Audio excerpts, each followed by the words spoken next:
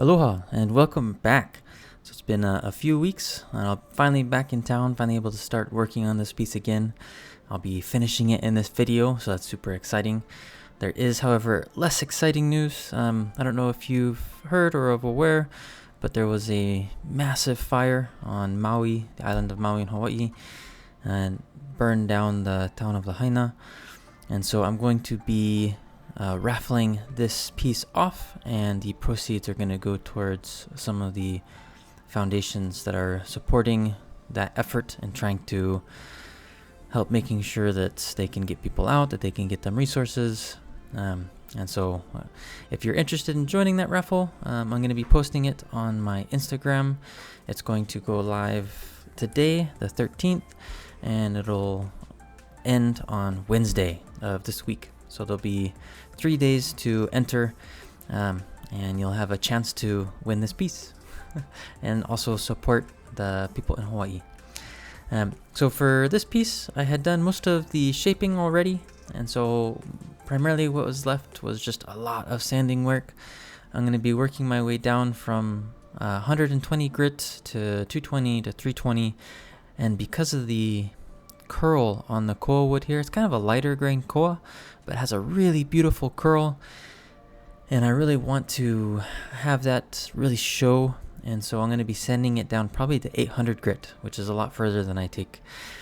Before I get to the finer grits though, I need to clean up the base section of the leo mano, and so that's what I'm working on here. I just want the edges to be nice and crisp and clean. So I'm using a combination of my chisels and file and sanding, and I'll just be doing a lot of back and forth as I work on the piece just to work my way down on it. I do want to be careful not to break any of the wood. So the grain goes from long ways, going from the tip down to the end, and so it's pretty strong, but I still want to be a little bit careful with it just to make sure that I don't damage or create any gouges, especially since this piece is going to be posted up for that raffle. Originally it was just going to be a personal piece. I haven't made a leo mano in a long time, but because of the circumstances, I think this will work out really well. The edges on that there, I needed to bring them down more, but I'm kind of just working back and forth as I continue on it. Just want to make sure everything stays nice and straight and true, and then also that the edges are nice and clean. And then my family's back from Japan. That's where we went, was Japan. And so it's nice having them, the kids around in the background, just having fun. But the work that I have left to do on this is not a lot. It's just time consuming. Takes a long time to sand down through the grits, especially on the more harder koa wood. And then making sure that the lines are all looking nice and crisp and clean. And so it just takes a little bit longer. If I go too fast, I can mess up some of the angles, and some of that can be really difficult to realign and fix.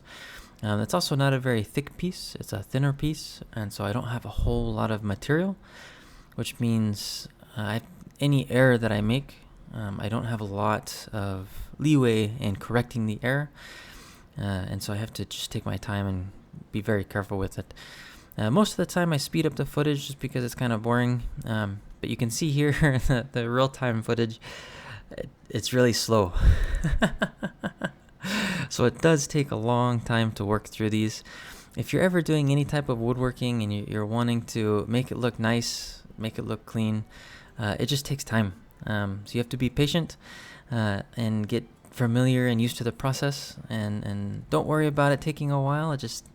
Good things take a while. The next step there was to cut out the groove. I used a tungsten carbide bit on my Dremel. I use that for pretty much all of the grooves that I cut in. I'm sure you could cut in the grooves using a variety of different ways. That's just how I like to do it.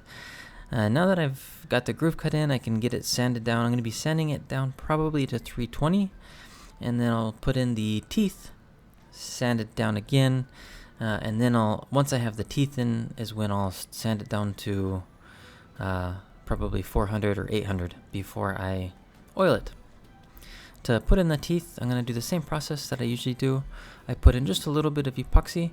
You notice that the epoxy is like a darker color. The reason for that is I've mixed it with wood shavings, and that helps to kind of match the color of the wood, and it also makes it just a little bit stronger, like an aggregate. But the epoxy isn't the main securing method. The primary securing method is the lashing. So the next step after letting the epoxy set, now it is a 5-minute epoxy or 15-minute epoxy, but I usually let it sit for a whole day. That way I know it's fully cured. And then I come back and tap in the holes, clean out any excess epoxy, and now I can start marking and getting ready to drill the holes that go into the wood. And then I usually use a 1/8 inch bit here. It kind of changes. It depends on the piece. Sometimes I use a slightly larger bit, slightly smaller bit. It depends on how many lashes are going to go through it. So I'm doing a single ply, so 1 lash per direction. So there'll be 2 lashes per hole. If I did a double ply, then that would be 4, and so I'd need slightly larger to drill slightly larger holes. So it just kind of depends on what you're doing. But I like the holes not to be too large, otherwise it's just a lot of empty space.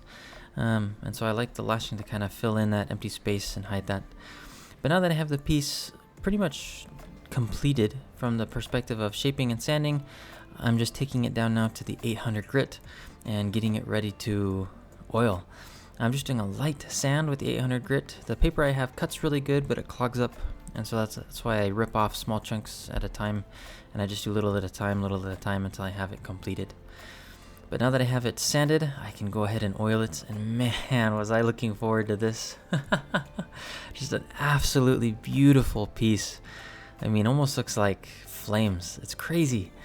It's a lighter grain koa rather than a darker grain, and the curl is a very tight curl.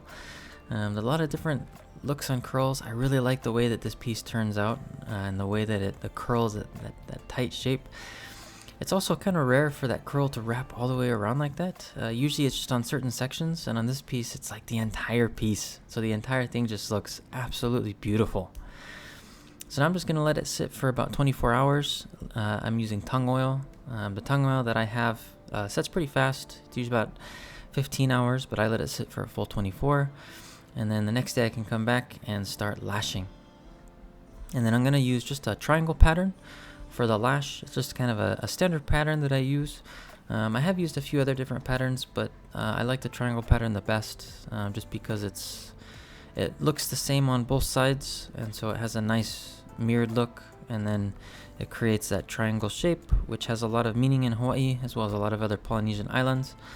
The Hawaiian meaning for a triangle is a tooth, actually. So I think it kind of fits better for the Mano. Once I have the teeth lashed on both sides, so I do half of the lashing on one side, and then I flip it around and do half of the lashing on the other side, and then I tie everything together. And so I'm doing the final knot here, and once I have that finished up, I can start working on the wrist strap. So for the wrist strap on this piece, I'm going to be using, so I already made the wrist strap cordage. I'm going to then feather on the end. So the feathering is more decorative for the leo mano. Really just the wrist strap to keep your hand anchored to the piece is the primary component. There are some weapons though that have feathers that are a more functional purpose. Usually the purpose of feathers though is going to be, at least for Hawaiian weapons, it's going to be to keep blood and moisture off of your hand. So it beads down the feathers and doesn't get under your hand, so it keeps it more, you have better grip. It's not as slippery. The feathers on this piece though are definitely more decorative. It's just a tassel at the end of the wrist strap. So I'm just doing a simple wrap up the feathers, and then that'll kind of latch them into place. And then I do a thread on that same lash onto the wrist strap. And so that way you can't pull from the wrist strap through. Everything is kind of locked into place. And then the feathers are held tight with that initial lashing that goes around, that initial wrap that went around. I am torching this a little bit. I mean, it's not a torch, it's a heat gun.